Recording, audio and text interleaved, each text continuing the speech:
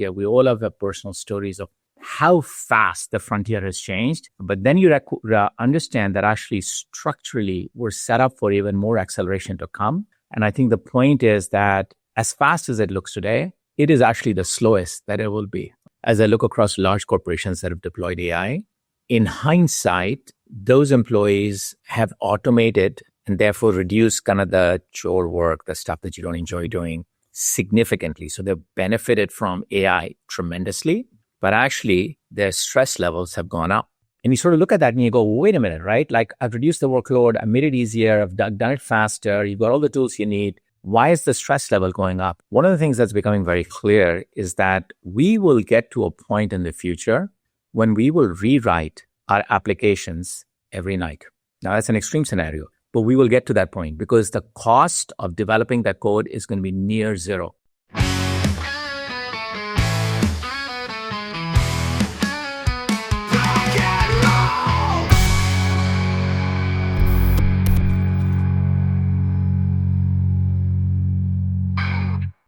Hello and welcome back to Proc-N-Roll. Today we're joined by Sanjay Srivastava, the former Chief Digital Officer and Chief Digital Strategist at Genpact, founder and chair of the Executive Technology Board, which is an enterprise technology think tank, and a serial entrepreneur who's built and exited 4 technology companies.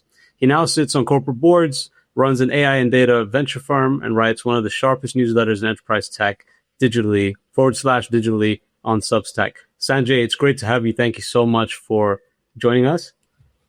Zach, thank you. It's great to be here. Yeah, and I want to start by asking you, Natasha, how did you and Sanjay meet? How do you guys actually know each other? Oh, yes, that's Sanjay. So grateful that you agreed to meet with our Proc-N-Roll listeners and viewers. I was really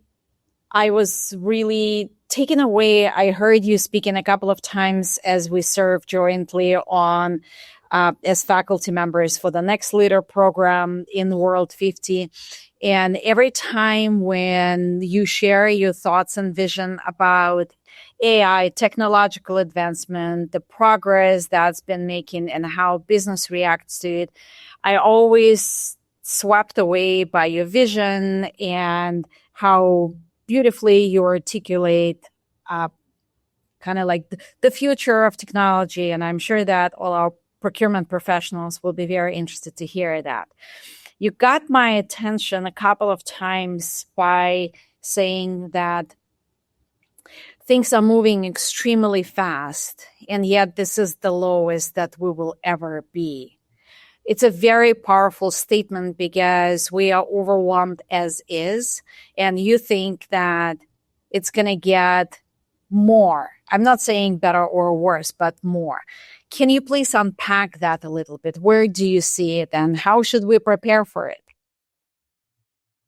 Natasha, first off, thank you for having me on your show and this discussion. And it's always fun working with you. And look, I don't say that lightly. And I think we all know that the pace of change is incredible as we speak. The data on that is already out there. We know how fast ChatGPT went to 100 million users in 2 months. We know that 1.2 billion people are using AI tools already. But if you actually double click on that, you see even more data, right? You see in software engineering, which is a great use case for AI. We've gone from nearly zero code in 2022 to 67% of all code that's written today. You know, you look at Anthropic's filing and you start reading the materials and you see that they went in 2024 from essentially writing every single line of code to 80% of their code is now written automatically through AI, right? And so the data on this is, you know, the mythos is another great one. If you start thinking about Opus 4, I think it was, which is back in May, so less than a year ago today, or about a year ago since April. Opus 4 was, I think, a 3 times acceleration, so massive increase, was already starting to get used to not 0.3% or not 33% improvement, but 300% improvement. Mythos was 52 times that in 11 months. So it went from May 25 to April 26, and we got a 52x improvement. So you can actually see that the line is just accelerating. And so that's the point. And one of the things I think we often forget is as we're dealing with all of this change is we're all seeing that the pace of change is amazing and incredible. But I think what we forget or perhaps miss out is that it's actually the slowest that will ever be in the future. And the reason for that is, unlike many of the other innovations, AI, which is fundamentally software, benefits structurally from AI. As you know, large language models are about large languages, or they're about languages. And computer programming is actually, in the end, a language. So it's intrinsically suited structurally to help.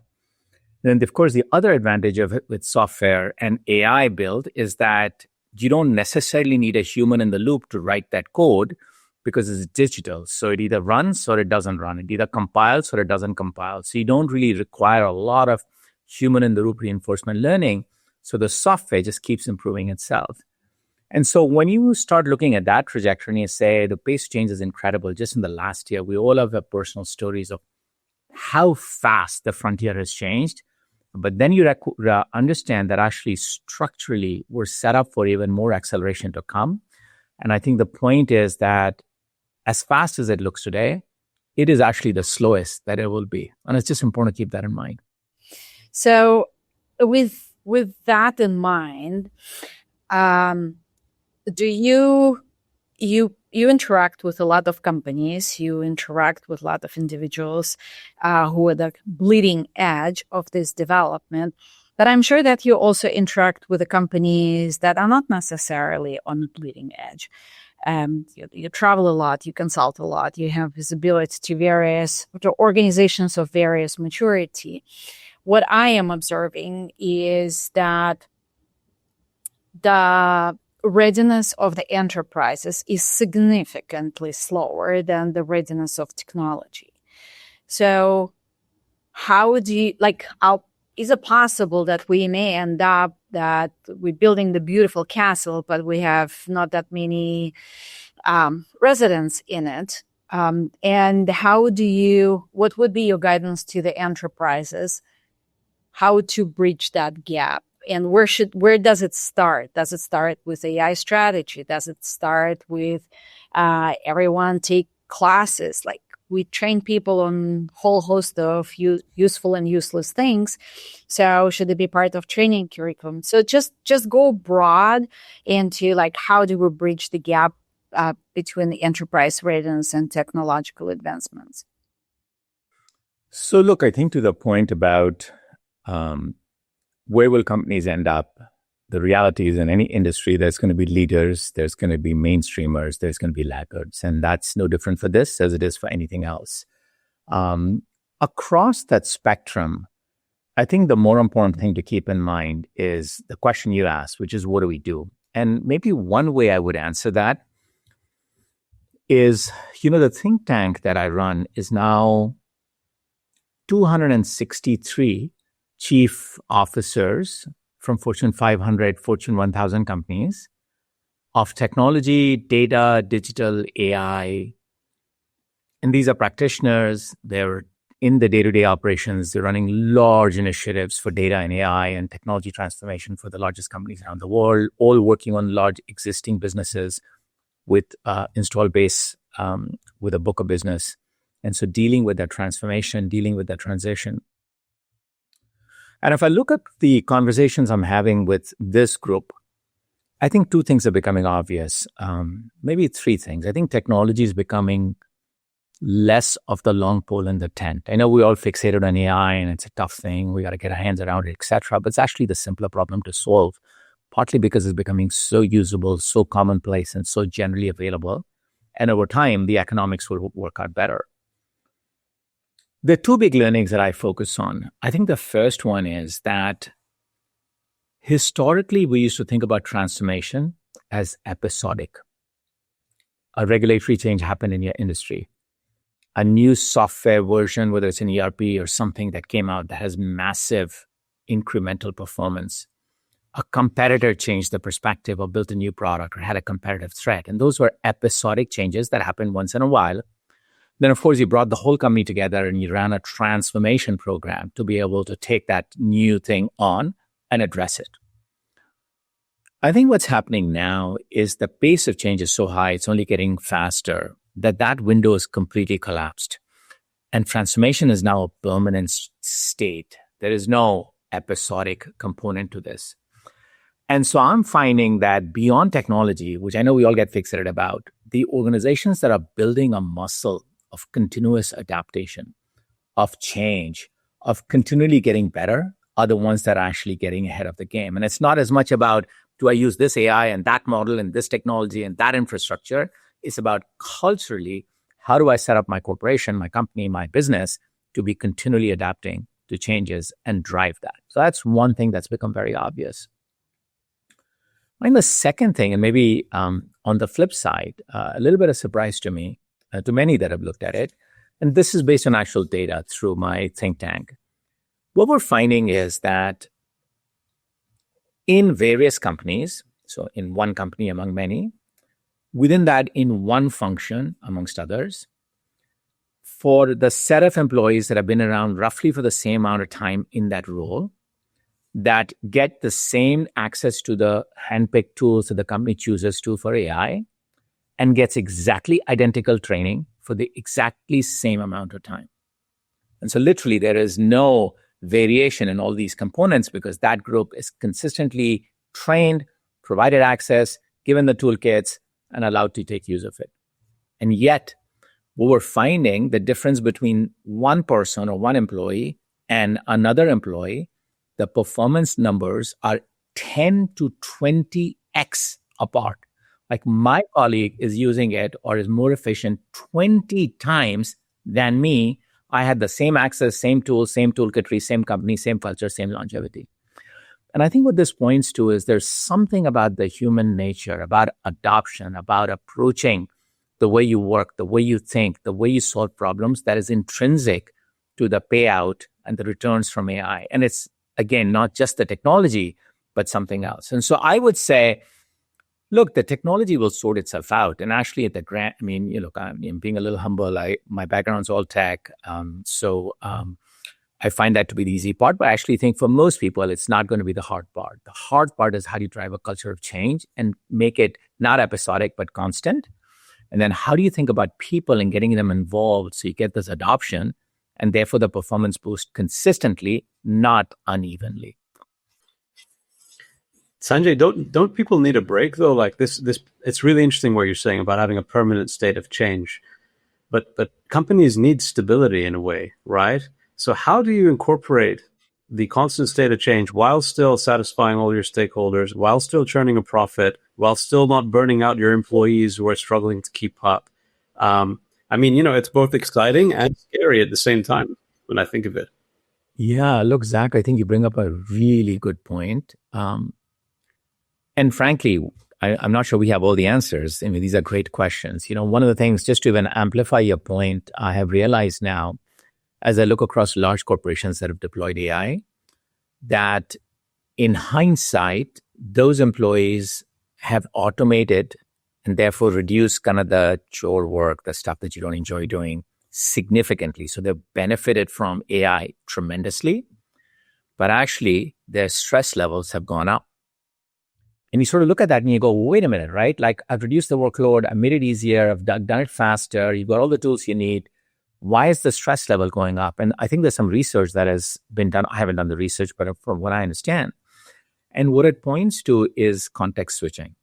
So it turns out the human brain is great at taking a problem and like sinking in and really taking that on deeply.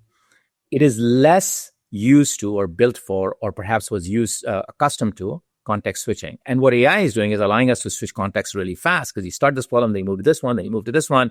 The agents are working this in the background. Meanwhile, why don't I just get this other thing going? And so you're switching context constantly. And so it is a real concern, right? It is a real concern because in the end, we have to think about durability. We have to think about sustained performance. And we have to think about how do we get our employees, our culture, our people. And by the way, it extends beyond, right? The arc of talent is changing. The kinds of skills that people require are changing. The transformation and the transition they have to go through is immense, right? So there's many issues to this. And you're right to point it out. It's has to be a topic that needs attention. And everyone turns to the chief AI officer or the chief technology officer or the chief digital officer. But this is a chief human resource officer or a chief people officer topic as much as it is a chief AI officer topic. And so you're right. So, Sanjay, you said that the content change, but you also said that workload went down. Did it?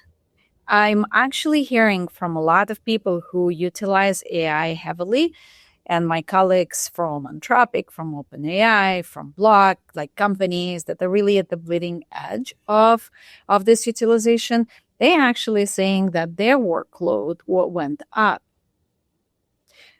How do you explain that? I think that there is a breadth component and there's a depth component. So I think the breadth component is most definitely broader. As an individual contributor or as a manager, I can cover a lot more surface because I have the toolkitry that is required to be able to take these on, usher off a set of agents that will work in parallel and get more things done. There's also a depth agent because now that I have that capability, I can actually go deeper. So when I'm sitting on a board, I can actually go much deeper because I now have the ability to get focused on something and go into deeper level detail. Or if I'm actually in a transformation project or if I'm advising a client, my ability to go deeper has gone up. And so that means actually there is more workload because I'm doing analysis, I'm doing recommendations, I'm doing transformational conversations at a much deeper level than I used to because my breadth gets covered. So it is, I think the way to think about that is if you think about the contours of work, that itself is changing. And some things are getting simpler and easier, and some things are getting more challenging and more difficult. And that's the course that we're treading right now. I also think it's getting broader, speaking specifically about procurement world. There historically been some areas where procurement wouldn't step in just because either missing specific subject matter expertise or questioning whether it really falls under the expense line. And I think now with having pretty significant technological support, procurement is able to step into the areas that may not traditionally being viewed as just, hey, this is not expense, because it can be blurred with revenue generation, or it also can be stepping into the area just having, because you used to be like, oh, for everything we need to run an RFP because we don't have the right benchmark, we don't have the right market intel right now. To get the right market intel and benchmark, you just need to create the smart, well-defined question and send the prompt. It's amazing that you say that. But the point about subject matter expertise, the point about the future of work is so relevant.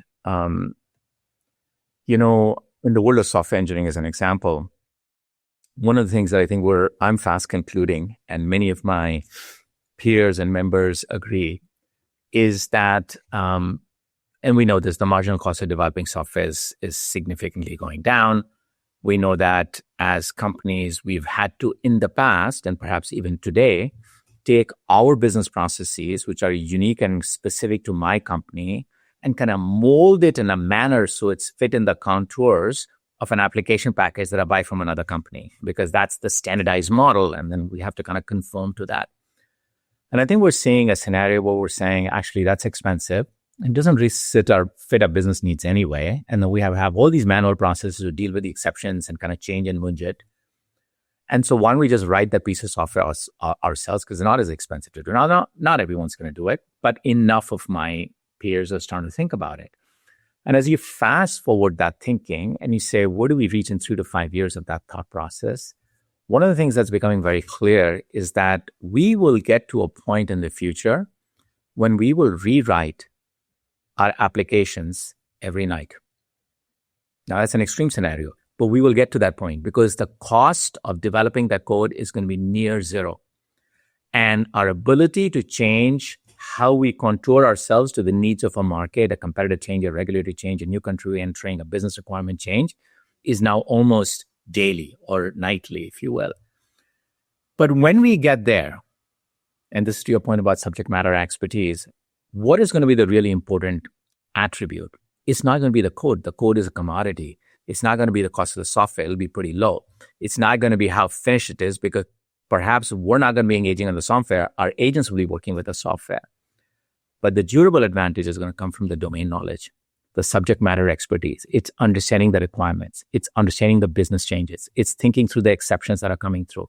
It's figuring out what needs to change to be able to accommodate that or reduce that, right?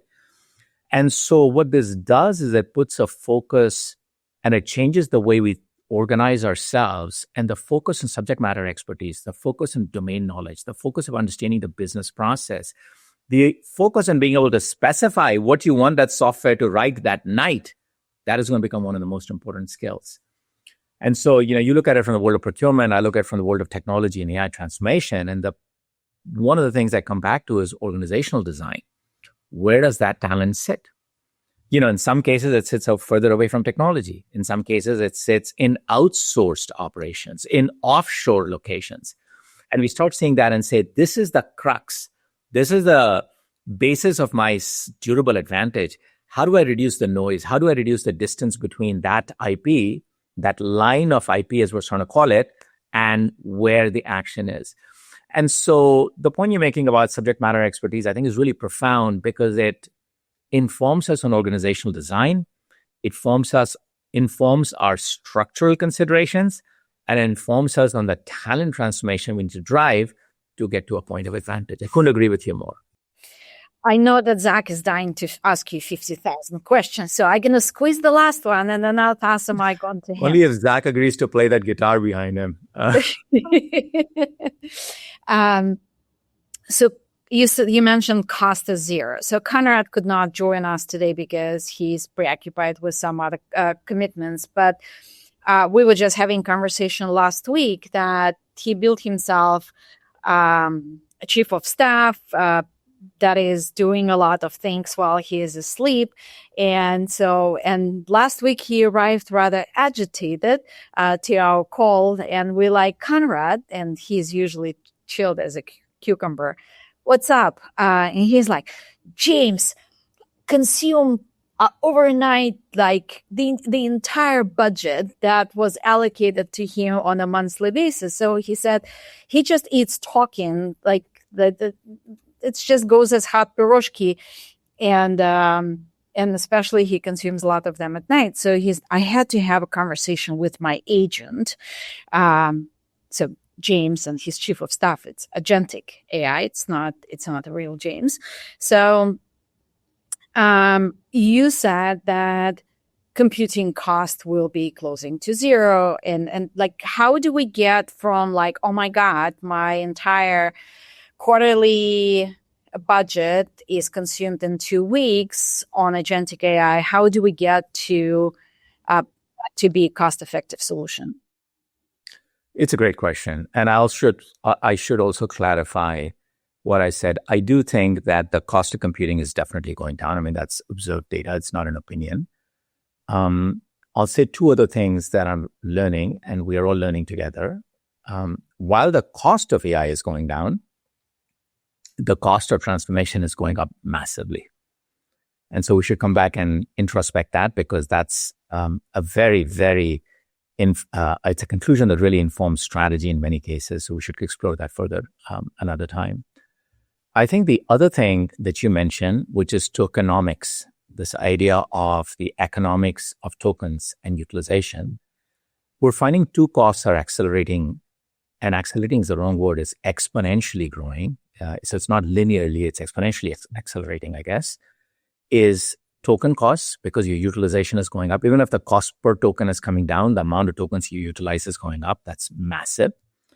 The other thing that's going up is day two costs, because oftentimes when you build these things, we think about day zero or day one costs. What does it take to build and get it there? But once it's there, it has to be maintained and updated. And so there's changes to models, there's changes to the data graph or the vector math behind it. There's changes to when you, in regulated markets, if you were to switch a model because a new model came out, not only do you have to change a bunch of things, you have to keep track of when you changed it, why you changed it, what was the data that was there before and after, what decisions were made with this model versus that model versus that model. So if a regulator came back and asked, well, why'd you make this one decision at this point in time? You have the ability to answer that. So all of these tail costs actually keep adding on. And so day two costs are actually getting very prohibitive. And so this topic of how do we think about tokenomics, or how do we think about AI from a CFO's lens, is becoming super important. And look, I think where that is directionally headed is the notion of building out these control planes. So yes, we want to get AI permeated through the organization, and we want to allow our employees to take advantage of it. But we need to have a control plane that essentially figures out when do you use what model within a model family, which one is relevant for the question I'm asking. There's no point going and asking these intensely simple questions to Opus 4.8 as an example. I'll have the same result that you do, but most of us don't think through that. So you need to actually almost have a policy embedded control plane for AI in the enterprise that allows day-to-day employees to kind of get the job done without getting encumbered with all these rules and regulations and policies and pricing. That's becoming super important. And I think thinking through optionality, thinking through, yes, there are proprietary data language models. Actually, most of us think that those prices are actually subsidized right now. As these companies go public, and there's public market pressure on profitability and therefore revenue, those prices are likely to go up. And many of us are now in the mindset that I don't approve a business case till I factor in 3 times the token costs of what I see today. So don't approve it just because it makes sense today. Take a look at the token cost, multiply it by 3, and then see what the ROI is, and use that as the baseline approval. So that's kind of the magnitude of price or cost escalation that's coming. But that said, if you manage it appropriately, if you think through where do I need proprietary models, where do I need custom small language distilled models that I can run on the edge myself, where do I, for instance, use open weight models, whether it's from the US or from China or other countries, and think through how you implement that in a walled garden with closed off infrastructure. So you've got policy and guidance and governance in place. So you manage it responsibly. Being thoughtful about all these choices and architecturally standing up a control plane is becoming one of the most important things to do. And so, I tell people that if you have to get 3 things right, and keeping this very high level, you have to get the arc of talent right. You have to think about transformation as an always on state and the culture that allows you to be able to deal with that. And you have to think about architecture for AI. And by the way, I should say not just architecture for AI. I mean, you're in procurement, you're an expert. Look, I think one of the things we have to start thinking about is IT spend and the capital allocation on IT applications, right? I mean, today I log into a Salesforce and I go into an SAP and then I go into a ServiceNow and I'm just using names, by the way. I'm not implying anything about the companies. They're meant to be examples. But the point is, all of the applications that we use today was meant for me to the human employee to interact with. So it has a user interface, it has a screen, it has a menu, it has search capabilities, the things that I am able to kind of navigate. Well, in the future, it's unlikely that I'll be doing all those things. I'll be sending off an agent to look up something in the CRM, figure out where it sits in the ERP queue, do something about it in the service ticket line, be able to shoot off an email, check back in 30 days and see what the response was and take the next follow-up action. All of that will be done by my agent. And guess what? My agent doesn't require all these things that I require to interact with these systems. So most of these systems will head to a world where they'll become headless, to use a technology term. In other words, they won't have all of this apparatus on top of it for it to be able to be easy for me to interact with. And so more and more, I think we see a world where the core applications become a much more simple version of what they are today, a core database and a data structure and some business logic on top of it. And the orchestration around that actually moves one layer up to a control plane, to an AI plane, and then you do that consistently. But that changes the complete capital allocation, because these things that we're planning for today will be implemented 3-4 years from now, when this world will have changed by then. That we are now contemplating building agents into every single core application, which, intuitively is just absolutely the wrong thing to do, because they're all going to be tripping over each other. And instead starting to think about architecture much more comprehensively with the future end state in mind, and then redesigning how we think about capital allocation, the decisions we make today, and how we navigate the journey from here to there. Yeah. I've actually been burned by this issue. First of all, you wrote an excellent article called Tokenomics. It's exactly that. So I would really recommend listeners go check that out. But I've seen that firsthand, Sanjay, is that you can burn through token costs a lot. And while personal subscriptions today are subsidized heavily, the API costs aren't for businesses, right? And you're right, the prices are likely to go up. So knowing which model you need to use for which task is really important. And one thing that I've found as well is the better your context is, the less you need the really frontier models to do all that thinking for you and figure out all the issues. So I think focusing on your data and all that and getting that in place is probably a good way to get the most out of the models that you have. So that's been super insightful. But I just want to move it on to a little bit about another article that you wrote recently about the corporate metabolism, right? And this is about, I think, going back to the beginning of what we talked about, how you actually get agents and AI distilled throughout the whole corporate metabolism. You said it needs to be where the skills are. So obviously some people are really picking it up and they're doing great. And that's where you want the resources to kind of reach those kinds of people. I guess from my point of view, Sanjay, some of the bigger companies, there's a lot of hierarchy and a lot of, politics and a lot of layers, right? So how do you, as a corporate board, as senior leadership, actually make sure that the resources actually reach those people? Because they could be at any level, right? How do you, to actually affect change, and it doesn't kind of get stuck at any one layer, if that makes sense? Yes. What are your thoughts on that? Yeah. Look, it's a mixed bag. I mean, to be honest, right? We're all working through this together and we're hitting the bumps in kind of the same manner and slightly different time frames, but it's exactly the same.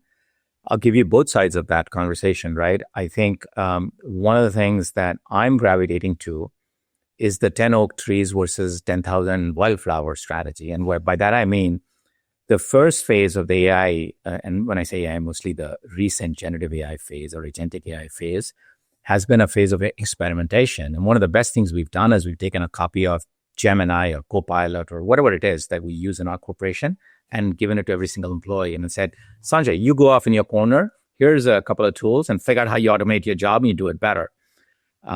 It's actually been fantastic because it's transformed the organization, the mindset, the appreciation of what AI makes possible, the changes that we need to drive, and frankly, automate some of what I do. The downside is the economics. Like if I'm able to write an email back to you thanking you for the time today, I can do that in half the time and a third of the time and 20% of the time I use. The problem is that 80% does not go back to my CFO. I just use it for something else. So in terms of actual economic return, it is not delivered. And so a lot of us are looking at saying, we've moved the needle in terms of organizational, cultural orientation and the propensity to change and the ability to use these tools. Check, check, check. Great marks. Have we delivered on ROI? Is it real value? And I think the answer to that has mostly been no. And so on the flip side, what we found is those of us, and we have 260 plus members, so it's not a small sample size, that actually said, here's 10 things we'll do. Here's 5 things we'll do. They're all massive. They're going to be 10 million plus in returns. Otherwise, it doesn't make the cut line, right? So these are really large projects. They're going to be supported top down. We're going to put all the wood behind the arrow. We're going to manage it centrally, federate the engagement, manage it centrally, and drive it through. And Zach, guess what? Every single one of those have paid off in terms of ROI, right? So we're starting to now appreciate that there's a difference between a 10,000 wildflower strategy and a 10 oak tree strategy. And it doesn't mean you just do one or the other, but you be thoughtful about how you orient yourself to be able to navigate the journey you need to be on. I think the other thing I would throw out in there is,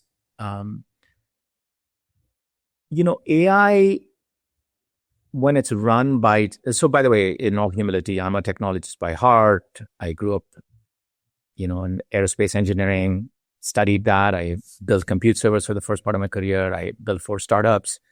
I probably don't know much else than a little bit of technology, but I'll tell you, if AI is run by the technology team, it's an IT project. If AI is run by the business teams, it's a business transformation. And, I don't use those words lightly. I think it's an important thing to rock right. And so, how do you get to a point where the domain knowledge, the business understanding, and the AI orchestration and the methodology starts coming together in meaningful ways. And I talk about metabolic structure and how some of that goes back to episodic change with transformation as opposed to continual state of adaptation with AI. But the key in that is how do you locate your business, your AI, or your technologies in the right place to be able to get that cycle speed up, because that's what's really important about it. So thank you. This is like so important and so interesting and insightful. If AI is led by IT, it's a tech project. That's what we procurement people always say, that if we come to the stakeholders, we say that we need to implement ... fill in the blank, right? Coupa level path or whatever, right? Any solution. We need to implement something. That's procurement process. That's procurement problem. It's procurement project, right? So how do we make it enterprise project? And we debated in the past who should own AI strategy. If head of tech owns it, it's becoming tech project. Should it be CISO? Then it's becoming, look more from security perspective. Should it be legal? Should it be CFO? Should it be chief procurement officer? CEO? What's your intake and why? Yeah. Look, I think the proximity to institutional knowledge in the end is actually, I think about science around it, and I think about all the criteria that drive success. The proximity to institutional knowledge, which is in your procurement application. Here's a standard operating procedure. We do it this way. Oh, by the way, except if it's this one in this geography and in this time of the year for the quarter closing, and this and this and this, right? So there's all these tribal knowledge kinds of things that are sitting in people's minds that is never going to get coded into that piece of software today, not the existing pieces of software. And that tribal knowledge, that institutional memory, that knowledge of a business is the super important thing, and getting proximity to that becomes super important. And so I think it needs to be, whether it's two in a box, whether it's, primarily owned by business, however you want to call it, but in business needs to take like total accountability for the economics and returns. Otherwise, you're not going to go see success. Let me give you a case against it and a thing to watch out for.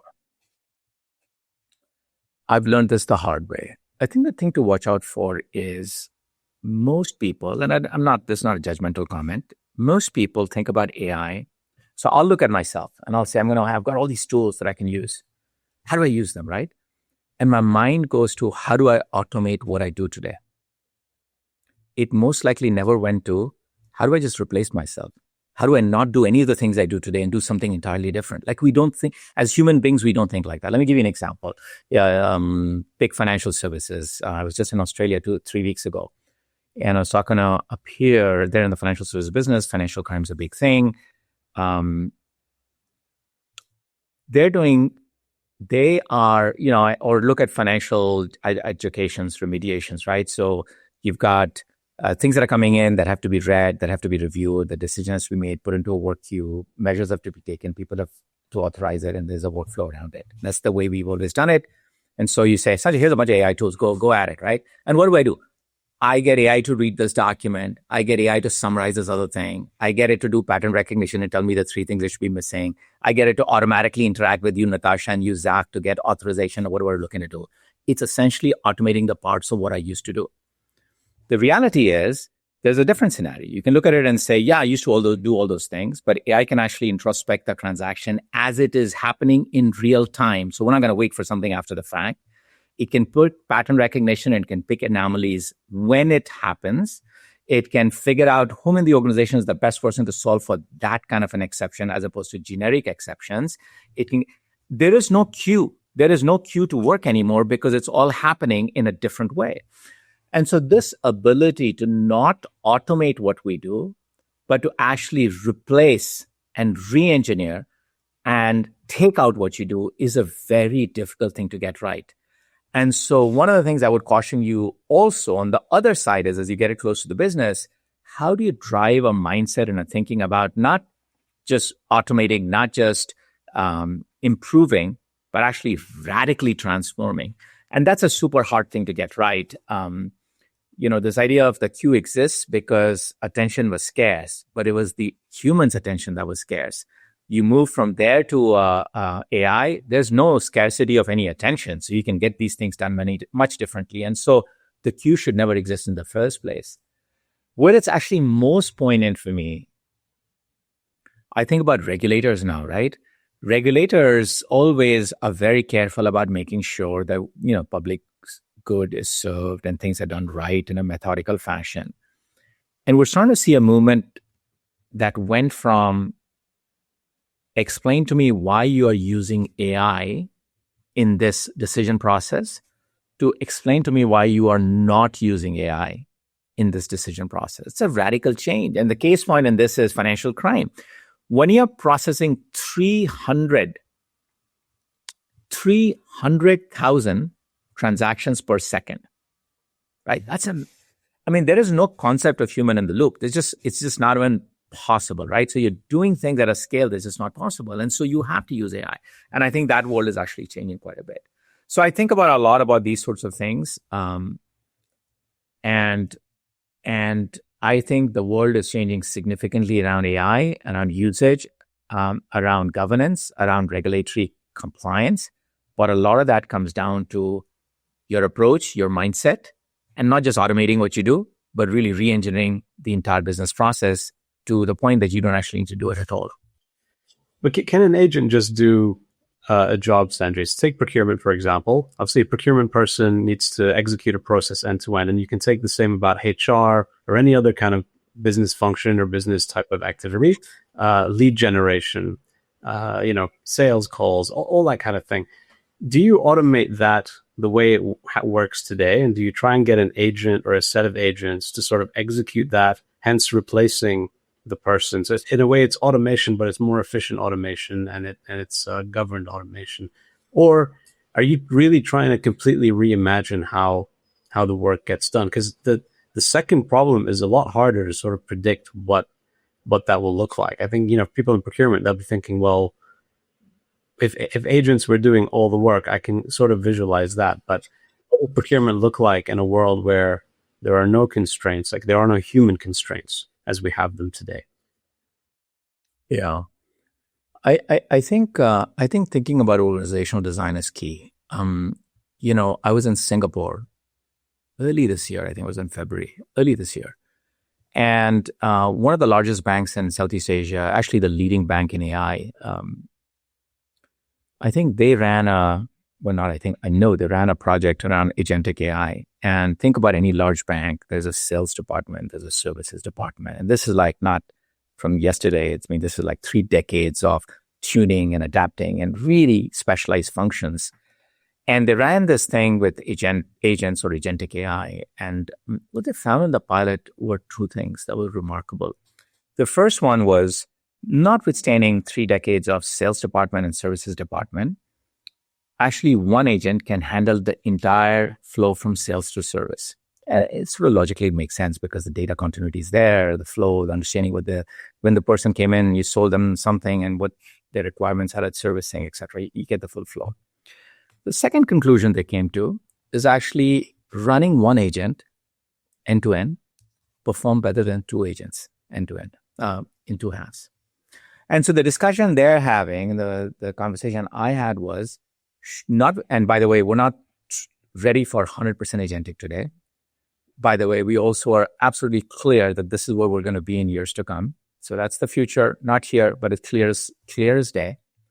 Should we today, ahead of that transition, collapse the sales and services departments 3 decades in running into one organization of humans, right? To allow us to transition into this next phase. That is the kind of organizational design structure questions that have to come into play. This is not an AI question. This is not a procurement question. This is a business transformation question. And how do you get yourself organized for the changes you need to go through to drive the capability that is there. It's happening. I mean, there's no question about it. We're seeing these examples in so many different areas. I think a lot about that. Don't you think that it will require massive shift in business leadership? Because, and I am in my mid-50s myself, so I think I can speak about it openly, but a lot of the heads of the companies, CEOs, CFOs, heads of strategy, they're people from my generation, right? And we're the generation who grew up without computers, and so our very, very few of us are early adopters. And if we're running large companies, then this mindset of how do I design an organization that how it should look like 3 years from now and march towards that today, that's a very uncomfortable thinking, right? And it's very provocative, I may even say that. But mainly it's unconventional for people who used to run the companies in a more conventional way. So do we, like, if you were to coach CEOs, CFOs, like business leaders of large enterprises, and CHROs, how would you encourage them or inspire them to think about organizations of the future differently? Because 6 months ago, we were all saying that it's going to get smaller, it's going to get smaller, it's going to get smaller. It actually right now is not that clear. Will it really get smaller, or will it just get more efficient, just structured differently? Yeah, I think it's a great question you ask, and it's a central governance question for every single board. A few I serve on, we are thinking through the same things. I think you can't go to a CEO and say, hey, for the general good of the company, just transform yourself and transform your organization and do all these. I'm like, do what and to what purpose, right? You have to kind of break it down to bite-sized chunks, and you have to ground it in strategy. One of the things I have found very effective is I sit through a lot of discussions at boards and at advisory boards. And a lot of the discussion is we're going to be an AI first company. And here's the cost takeout that we're doing, right? And it's great. It's good. It's good to see that. And there's a lot of energy around that. But the questions to ask are, let's think about a framework of which cost takeout is one. How do you reduce costs through the use of AI? And let's cleanly track it. Let's not wash other productivity and those things we would have done anyway, and really capture that correctly. But I think there's 3 other quadrants on the table. So get the second quadrant on your chart, which is how do I get growth? How do I either go after new revenue, new markets, new adjacencies? What does AI open up in my ability around my book of business to go sell something different, to sell something faster, to build new offerings in this context, right? So that's the second thing. I think the third quadrant I want to put on that kind of 4x4 as you kind of sit through every single board meeting and ask for it to show up at every board meeting, a simple quadrant 4x4, and it just gives you a status of where things are. The third quadrant is going to be, what is your vision around the structural transformations that will happen in the industry? And then how are you going to respond to that, right? So this is not just me taking my costs out. This is not me just building a new business out there, but the industry itself is going to transform, whatever industry we're in. And as that happens, it's robotics at the edge, it's autonomous vehicles in this part of our fleet operations, it's whatever it is. There are things that are coming down the line that are going to change the construct of the industry you operate in. What are those top 5 or 6 things that you're thinking about? And then how you start to worry and think about that. I think that's a really important one. And then fourth one is, what are the new threats that AI creates? And how are you distilling that insight into actions? Mythos is a great example. The whole cybersecurity world has gone from, I think it's now a given that vulnerabilities will get exposed. So there's no question. It's not worth the time spending on trying to figure out.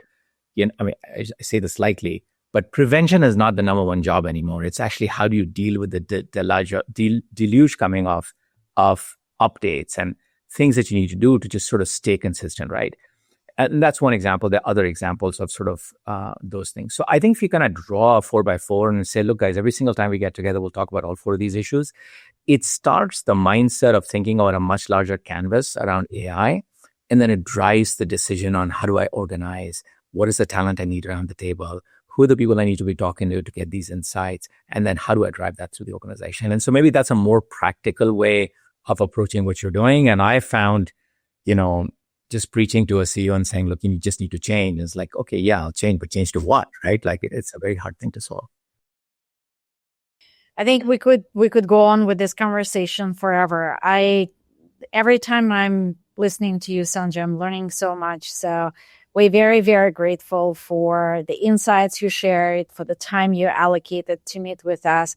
I am sure that Conrad will be green envy that he missed this conversation. So there is a possibility, a very high chance that we'll ask you to come back. And I hope you will accept the invitation again. Thank you. Thank you, Sanjay. Thank you for having me. So good to be with you.